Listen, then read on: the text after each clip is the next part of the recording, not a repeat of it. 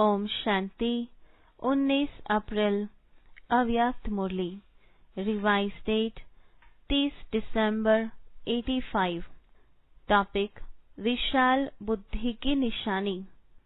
आज सर्व स्नेही सहयोगी सहज योगी बच्चों से स्नेह के सागर सर्व खजानों के विधाता वरदाता बाप रूहानी मिलन मनाने आए हैं।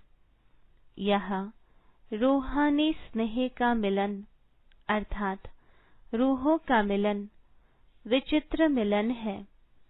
सारे कल्प में ऐसा रूहानी मेला हो नहीं सकता। इस संगम युग को इस रूहानी मिलन का वरदान मिला हुआ है।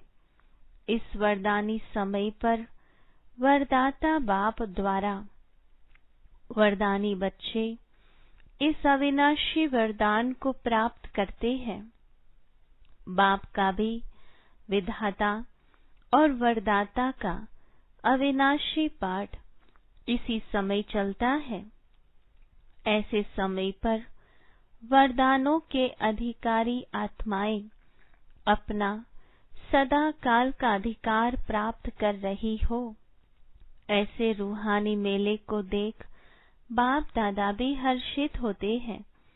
बाप दादा देख रहे हैं कि ऐसी श्रेष्ठ प्राप्ति करने वाले कैसे भोले साधारण आत्माएं विश्व के आगे निमित्त बनी है। क्योंकि सभी लोग राज्य विद्या साइंस की विद्या अल्पकाल के राज्य अधिकारी व धर्म नेता का अधिकार इसी को ही आज की दुनिया में विशेष आत्माएं मानते हैं।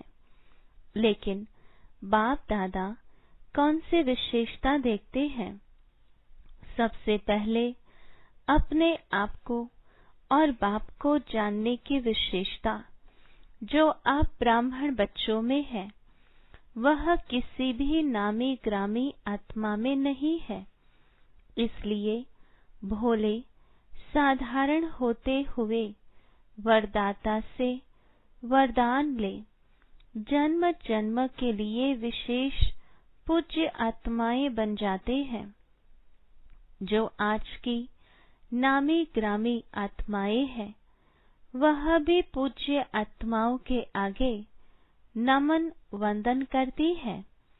ऐसी विशेष आत्माएं बन गए। ऐसा रूहानी नशा अनुभव करते हो। ना उम्मीद आत्माओं को उम्मीदवार बनाना यही बाप की विशेषता है। बाप दादा वतन में भी बच्चों को देख मुस्कुरा रहे थे। अगर किसी भी अनजान आत्मा को कहो कि यह सारी सभा विश्व के राज्य अधिकारी आत्माओं की है तो मानेंगे, आश्चर्यवत हो जाएंगे।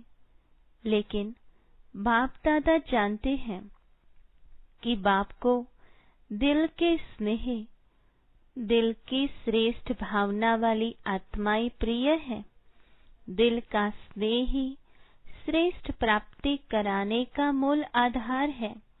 दिल का स्नेह दूर दूर से मधुबन निवासी बनाता है।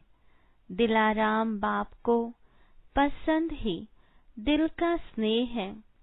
इसलिए जो भी हो जैसे भी हो लेकिन परमात्मा को पसंद हो इसलिए अपना बना लिया। दुनिया वाले अभी इंतजार कर रहे हैं। बाप आएगा, उस समय ऐसा होगा वैसा होगा। लेकिन आप सबके मुख से दिल से क्या निकलता है? पा लिया।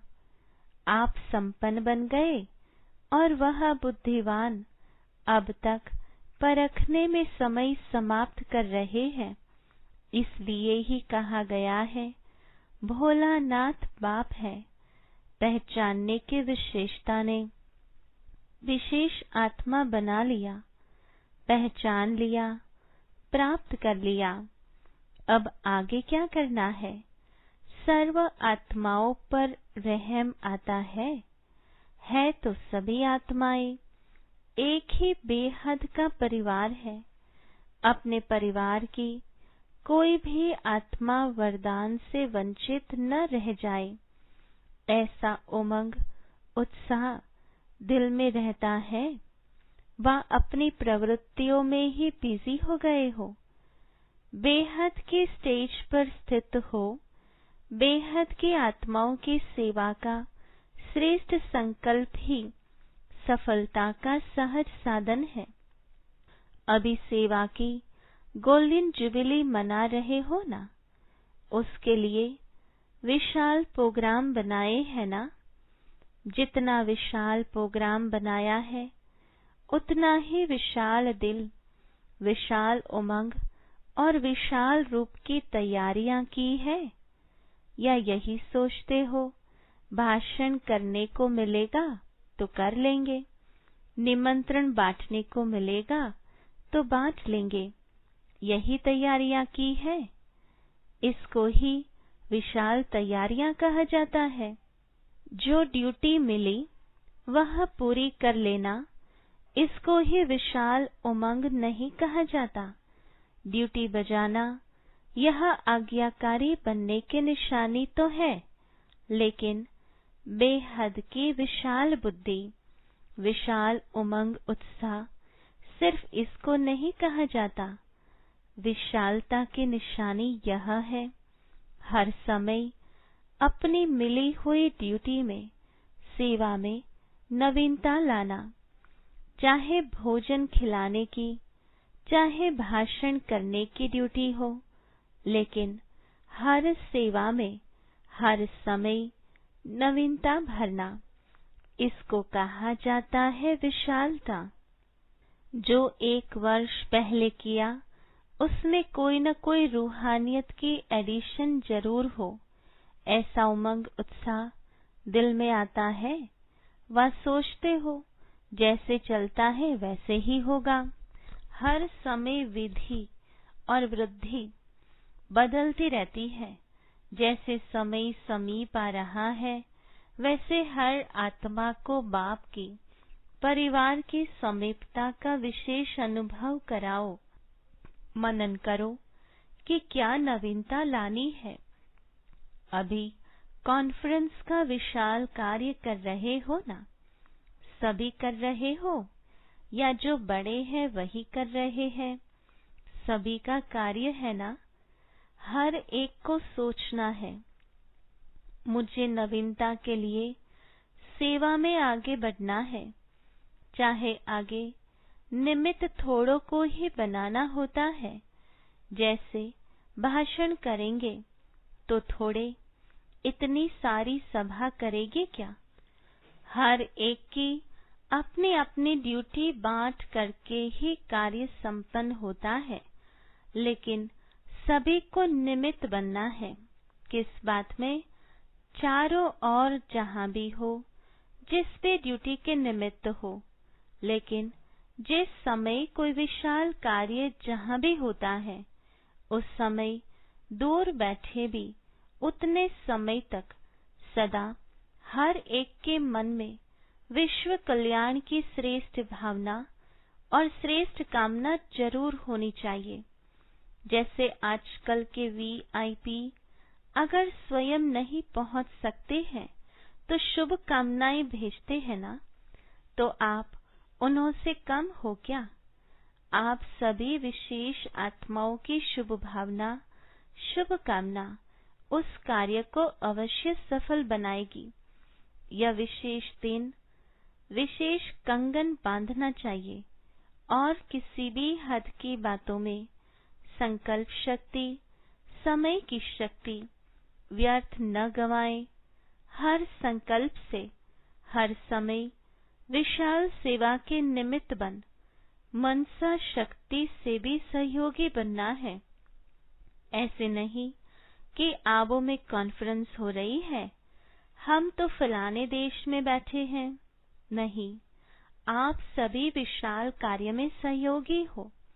वातावरण, वायुमंडल बनाओ, जब साइंस की शक्ति से एक देश से दूर देश तक रॉकेट भेज सकते हैं, तो क्या साइलेंस की शक्ति से आप शुभ भावना, कल्याण की भावना द्वारा यहाँ आबू में मनसा द्वारा सहयोगी नहीं बन सकते? कोई साकार में वाणी से, कर्म से निमित्त बनेंगे, कोई मनसा सेवा में निमित्त बनेंगे, लेकिन जितना दिन प्रोग्राम चलता है, चाहे 5 दिन, चाहे 6 दिन चलता, इतना ही समय हर ब्राह्मण आत्मा को सेवा का कंगन बंधा हुआ हो कि मुझ आत्मा को निमित्त बन सफलता को लाना है। हर एक अपने को जिम्मेवार समझे। इसका भाव यह नहीं समझना कि सभी जिम्मेवार है तो भाषण का चांस मिलना चाहिए या विशेष कोई ड्यूटी मिले तब जिम्मेवार है। इनको जिम्मेवारी नहीं कहते। जहाँ भी हो, जो भी ड्यूटी मिली है, चाहे दूर बैठने की, चाहे स्टेज पर आने की, मुझे सहयोगी बनना ही है। इसको कहा जाता है सारे विश्व में सेवा की रूहानियत की लहर फैलाना। खुशी की, उमंग उत्साह की लहर फैल जाए, ऐसे सहयोगी हो। इस कॉन्फ्रेंस में नवीनता दिखाएंगे ना। गोल्डन जुबिली है तो चारों ओर गोल्डन एज आने वाली है। इस खुशी की लहर फैल जाए। भयभीत आत्माएं हैं, नाउम्मीद आत्माएं हैं, उनमें श्रेष्ठ भविष्य की उम्मीद पैदा करो। भयभीत आत्माओं में खुशी की लहर उत्पन्न हो। यह है गोल्डन जुबिली की गोल्डन सेवा। यही लक्ष्य रखो। स्वयं भी हर कार्य में मोल्ड होने वाले रियल गोल्ड बन गोल्डन जुबिली मनानी है। समझा? जो अब तक नहीं किया है वह करके दिखाना है। ऐसी आत्माओं को निमित्त बनाओ जो एक अनेक आत्माओं की सेवा के निमित्त बन जाए। सोचते ही रहेंगे, लेकिन करेंगे करेंगे कहते समय बीत जाता है और अंत में जो भी मिला उसको ही ले आते हो। संख्या तो बढ़ जाती है, लेकिन विशाल सेवा का प्रोग्राम रखते ही इसलिए है कि ऐसी आत्माएं आवे जो एक अनेकों के निमित्त बन जाए। चारों ओर सेवा चलती रहती है ना। अपने अपने स्थान पर भी ऐसी आत्माओं का कार्य तो चलाते रहते हो। इसलिए अभी से गोल्डन जुबिली की, स्व के सेवा की और स्व के साथ अन्य विशेष आत्माओं के सेवा की लहर फैलाओ। समझा क्या करना है? मोहब्बत से मेहनत करो। स्नेह ऐसी वस्तु है जो स्नेह के वश ना वाला भी हाँ कर देता है। समय न होते भी समय निकाल देते हैं। यह तो रूहानी स्नेह है, तो धरनी बनाओ। ऐसे नहीं सोचो कि यह धरनी ही ऐसे है, ये लोग ही ऐसे हैं। आप कैसे थे? बदल गए ना। शुभ भावना का सदैव श्रेष्ठ फल होता है। अच्छा, अपने घर में आए हो, यह तो बाप को भी खुशी है, लेकिन समय तो हद का है ना। जितनी संख्या उतना ही बढ़ता है ना। चीज 4 हो, लेने वाले 8 हो, तो क्या करेंगे? उसी विधि से करेंगे ना। बाप दादा को भी विधि प्रमाण चलना ही पड़ता है। बाप दादा ऐसे तो कह नहीं सकते कि इतने क्यों आए हो। भले आए, स्वागत है, लेकिन समय प्रमाण विधि बनानी पड़ती है। हाँ, अव्यक्त वतन में समय की सीमा नहीं है। महाराष्ट्र भी कमाल करके दिखाएगा। कोई ऐसी महान आत्मा को निमित्त बना के दिखावे, तब कहेंगे महाराष्ट्र, दिल्ली तो निमित्त है ही। ऐसे नहीं कि अभी कॉन्फ्रेंस तो बहुत कर ली, अब जितना होगा नहीं, हर वर्ष आगे बढ़ना है। अभी तो अनेक आत्माएं हैं जिन्हों को निमित्त बना सकते हो। दिल्ली वालों को भी विशेष निमित्त बनना है। राजस्थान क्या करेगा? राजस्थान सदा ही हर कार्य में नंबर 1 होना है, क्योंकि राजस्थान में नंबर 1 हेडक्वार्टर है। चाहे क्वालिटी में चाहे क्वांटिटी में, दोनों में नंबर 1 होना है। डबल विदेशी भी नवीनता दिखाएंगे ना। हर एक देश में इस खुशखबरी की लहर फैल जाए तो सब आपको बहुत दिल से आशीर्वाद देंगे। लोग बहुत भयभीत है ना। ऐसी आत्माओं को रूहानी खुशी की लहर हो, जो वह समझे कि यह फरिश्ता बन शुभ संदेश देने के निमित्त बनी हुई आत्माएं हैं। समझा? अब देखेंगे कौन सा जोन नवीनता करता है, संख्या लाते हैं या क्वालिटी लाते हैं। फिर बाप दादा रिजल्ट सुनाएंगे। नवीनता भी लाना, नवीनता के भी नंबर मिलेंगे। अच्छा, सर्व स्वराज्य विश्व राज्य के अधिकारी आत्माओं को सदा बेहद की सेवा में, बेहद की वृत्ति में रहने वाली श्रेष्ठ आत्माओं को, दिल विशाल, सदा विशाल बुद्धि, विशाल उमंग उत्साह में रहने वाली विशेष आत्माओं को, सदा स्वयं को हर सेवा के निमित्त जान निर्माण करने वाले, सदा श्रेष्ठ और बाप समान सेवा में सफलता को पाने वाले ऐसे रूहानी आत्माओं को रूहानी बाप की याद प्यार और नमस्ते। रूहानी बच्चों की रूहानी बाबा को याद प्यार, गुड मॉर्निंग और नमस्ते। कुमारियों से सदा कुमारी जीवन, निर्दोष जीवन गाई हुई है। कुमारी जीवन सदा श्रेष्ठ गाई और पूजी जाती है। ऐसी श्रेष्ठ और पूज्य आत्मा अपने को समझती हो। सभी कुमारियां विशेष कोई कमाल करके दिखाने वाली होना, या सिर्फ पढ़ाई पढ़ने वाली हो।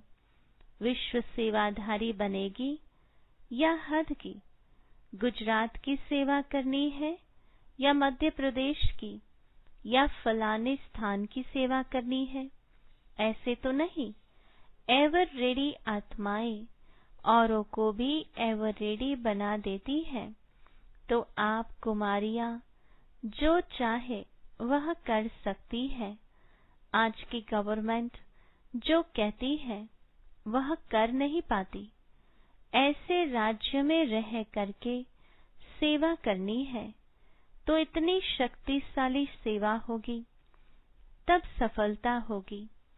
इस ज्ञान की पढ़ाई में नंबर लिया है, लक्ष्य यही रखना है कि नंबर 1 लेना ही है। सदा विशेषता यह दिखाओ कि बोलो कम, लेकिन जिसके भी सामने जाओ वह आपके जीवन से पाठ पढ़े। मुख का पाठ तो कई सुनाने वाले हैं, सुनने वाले भी हैं, लेकिन जीवन से पाठ पढ़े। यह है विशेषता। आपकी जीवन ही टीचर बन जाए। मुख के टीचर नहीं, मुख से बताना पड़ता है, लेकिन मुख से बताने के बाद भी अगर जीवन में नहीं होता तो वह मानते नहीं है। कहते हैं सुनाने वाले तो बहुत हैं, इसलिए लक्ष्य रखो कि जीवन द्वारा किसको बाप का बनाना है। आजकल सुनने की रुचि भी नहीं रखते हैं, देखने चाहते हैं। देखो, रेडियो सुनने की चीज है, टीवी देखने की चीज है, तो क्या पसंद करेंगे? टीवी। सुनने से देखना पसंद करते हैं। तो आपके जीवन में भी देखने चाहते हैं कैसे चलते हैं, कैसे उठते हैं, कैसे रूहानी दृष्टि रखते हैं। ऐसा लक्ष्य रखो। समझा? संगम युग पर कुमारियों का महत्व क्या है उसको तो जानती हो ना। संगम पर सबसे महान कुमारियां हैं, तो अपने को महान समझ सेवा में सहयोगी बनी हो या बनना है? क्या लक्ष्य है? डबल पार्ट बजाने का लक्ष्य है? क्या टोकरी उठाएंगी? अच्छा। वरदान: बालक और मालिकपन की समानता द्वारा सर्व खजानों से संपन्न भव। विस्तार: जैसे बालकपन का नशा सभी में है, ऐसे बालक सो मालिक अर्थात बाप समान संपन्न स्थिति का अनुभव करो। मालिकपन की विशेषता है, जितना ही मालिक उतना ही विश्व सेवाधारी के संस्कार सदा इमर्ज रूप में रहे। मालिकपन का नशा और विश्व सेवाधारी का नशा समान रूप में हो, तब कहेंगे बाप समान। बालक और मालिक दोनों स्वरूप सदा ही प्रत्यक्ष कर्म में आ जाए, तब आप समान सर्व खजानों से संपन्न स्थिति का अनुभव कर सकेंगे। स्लोगन: ज्ञान के अखूट खजानों के अधिकारी बनो तो अधीनता खत्म हो जाएगी। ओम शांति। सूचना: आज अंतर्राष्ट्रीय योग दिवस, तीसरा रविवार है। सायं 6:30 से 7:30 बजे तक सभी भाई बहनें संगठित रूप में एकत्रित हो योग अभ्यास में अनुभव करें कि मैं आत्मा बीज रूप बाबा के साथ कंबाइंड हूँ। मैं सर्व शक्तियों से संपन्न मास्टर ज्ञान सूर्य हूँ। मुझसे सर्व शक्तियों की किरणें निकलकर चारों ओर फैल रही है। Om Shanti. To watch Peace of Mind channel videos on YouTube, subscribe us on youtube.com/tvpeaceofmind. Just a click for a peaceful life.